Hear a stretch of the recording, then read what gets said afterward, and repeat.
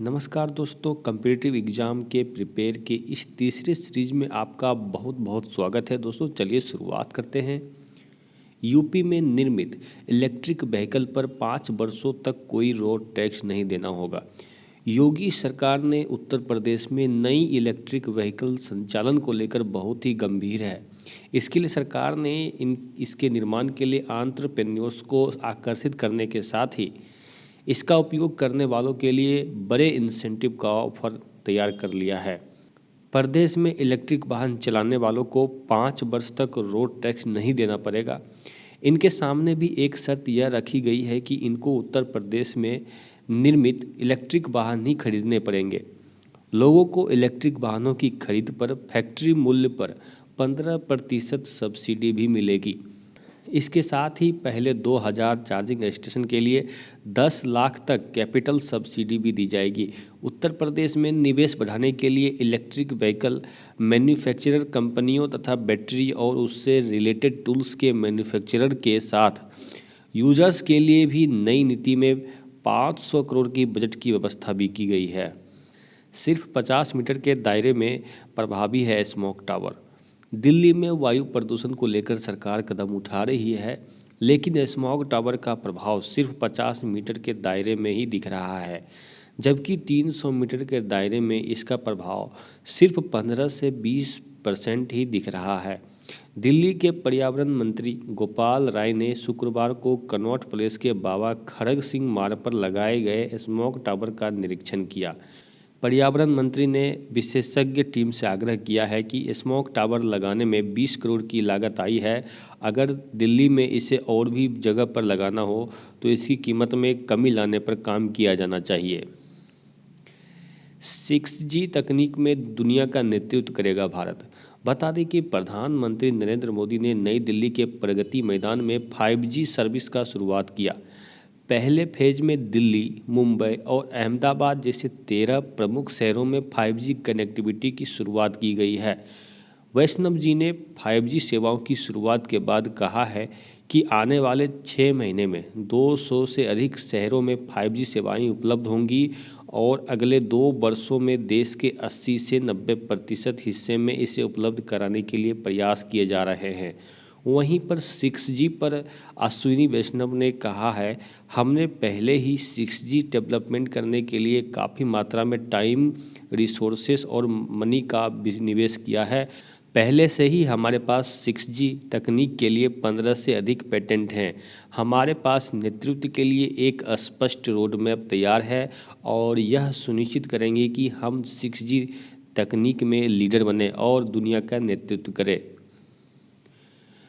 Methanol पर चलेंगे वाहन। हम जानते हैं कि व्हीकल आने वाले समय में देश में पेट्रोल और डीजल की जगह 100% मेथेनॉल पर चलेंगे और आने वाले समय में यह पेट्रोल और डीजल की कीमतों से 5 गुना सस्ता होगा।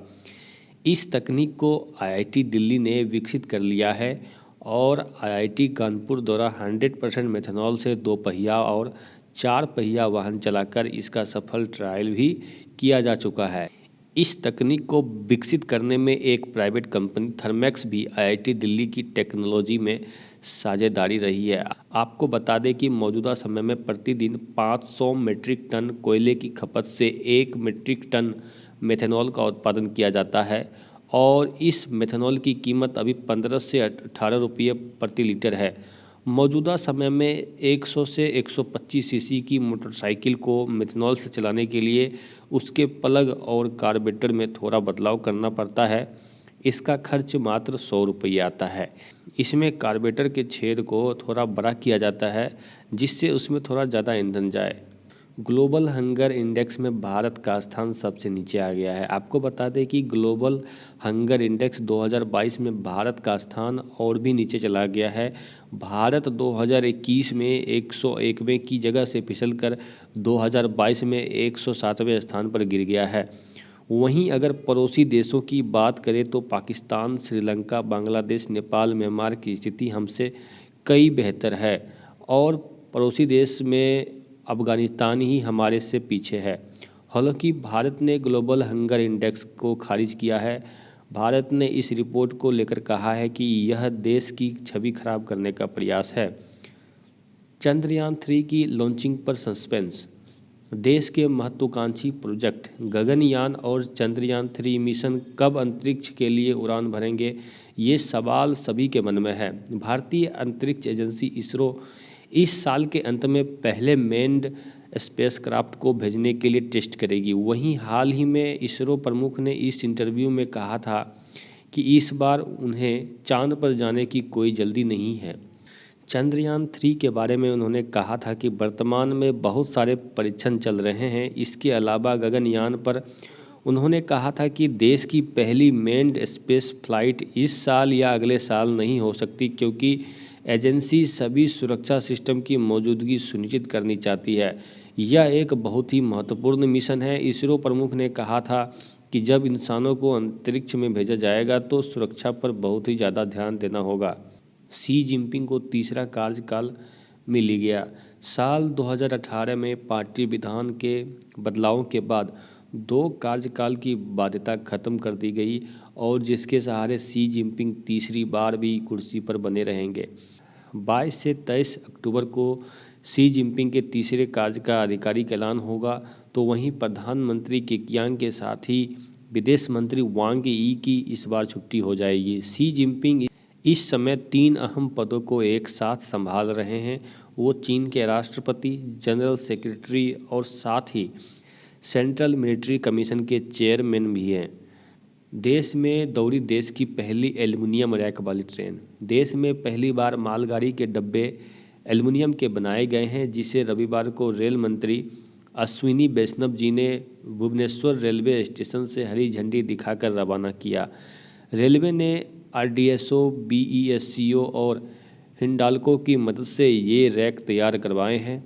ये रैक मेक इन इंडिया के तहत बनाए गए हैं। नए बने एल्युमिनियम रैक के सुपर स्ट्रक्चर पर कोई वेल्डिंग नहीं है। ये पूरी तरह से लॉक वेल्डेड है। एल्युमिनियम रैक की खासियत ये है कि ये सामान्य स्टील रैक से 3.25 टन हल्के हैं और 180 टन अतिरिक्त भार ढो सकते हैं। वहीं एक एल्युमिनियम रैक अपने सेवा काल में करीब 14,500 टन कम कार्बन उत्सर्जन करता है। इसके साथ ही इन एल्युमिनियम रैक के रीसेल वैल्यू 80% है। एल्युमिनियम रैक सामान्य स्टील रैक से 35% महंगे हैं, क्योंकि इसका पूरा सुपर स्ट्रक्चर एल्युमिनियम का है। एल्युमिनियम रैक की उम्र भी सामान्य रैक से 10 साल ज़्यादा है। इसका मेंटेनेंस कॉस्ट भी कम है, क्योंकि इसमें जंग नहीं लगता है। 75 जिलों में डिजिटल बैंकिंग यूनिट शुरू। भारत में बैंकिंग सुविधाओं को देश के आखिरी व्यक्ति तक पहुंचाने के मकसद से प्रधानमंत्री नरेंद्र मोदी ने 75 डिजिटल बैंकिंग यूनिट्स को लॉन्च कर दिया है। डिजिटल बैंकिंग यूनिट्स के शुरू होने से अब सेविंग अकाउंट खोलने, पासबुक प्रिंट करने, विभिन्न बैंक योजनाओं निवेश करने और लोन के लिए आपको बैंक जाने की ज़रूरत नहीं होगी। ये सेवाएं कागजी, लिखा-पढ़ी और अन्य झंझटों से मुक्त होगी। ये डिजिटल बैंकिंग सेवाएं पहले से ही ज़्यादा आसान होगी। इससे गांव और छोटे शहरों में पैसे भेजने से लेकर के लोन लेने तक सब कुछ आसान हो जाएगा। भारत में अगले 5 साल में आ सकता है $475 अरब का एफडीआई।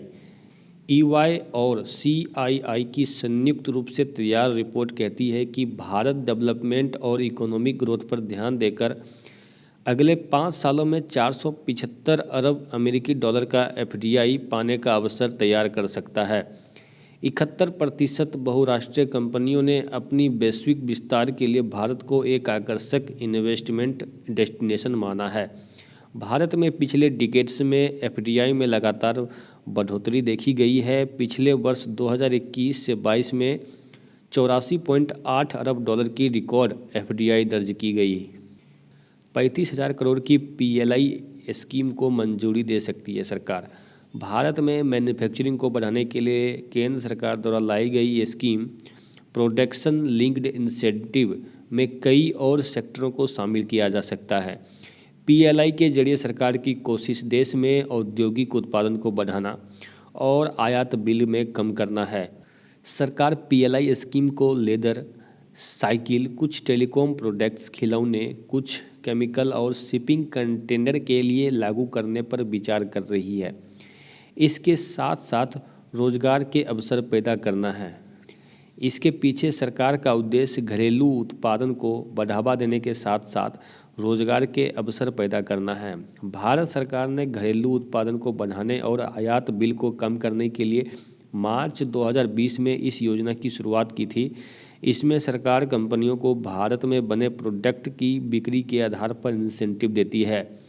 विदेशी कंपनियों को भारत में अपना कारोबार स्थापित करने के लिए आमंत्रित करने के अलावा इस योजना का उद्देश्य घरेलू कंपनियों को देश में अपना उत्पादन बढ़ाने के लिए प्रोत्साहित करना है। मेडिकल की हिंदी में पढ़ाई का शुभारंभ। देश में हिंदी में मेडिकल एजुकेशन का नया अध्याय अब शुरू हो रहा है। मध्य प्रदेश देश का पहला राज्य होगा जहां मेडिकल एजुकेशन हिंदी में होगी। 16 अक्टूबर को केंद्रीय गृह मंत्री अमित शाह ने भोपाल के लाल परेड ग्राउंड में MBBS हिंदी सिलेबस बुक्स का विमोचन किया। कई दूसरे देशों की तरह अब मध्य प्रदेश में भी मेडिकल और इंजीनियरिंग की पढ़ाई अपनी मातृभाषा हिंदी में होगी। MP के 97 डॉक्टरों की टीम ने 4 महीने में मेहनत करके अंग्रेजी की किताबों का हिंदी में अनुवाद किया। आज मध्य प्रदेश के लाखों लाख वो बच्चे जो अंग्रेजी माध्यम से नहीं पढ़े प्राथमिक शिक्षा में, उनकी जिंदगी में एक नया सवेरा हो रहा है। प्रतिभाशाली होने के बाद भी केवल अंग्रेजी का ज्ञान ना होने के कारण वो कुंठित होते थे, प्रतिभा को प्रकट नहीं कर पाते थे, हीन भावना से ग्रसित होते थे। और कई तो ऐसे कि मेडिकल कॉलेज में एडमिशन हो गया लेकिन अंग्रेजी के मकर जाल के कारण पढ़ाई छोड़ देते थे। यदि दोस्तों इसी तरह की वीडियो देखना चाहते हैं तो इस चैनल को सब्सक्राइब कर लीजिए। तो मिलते हैं एक अगले वीडियो में, तब तक के लिए धन्यवाद।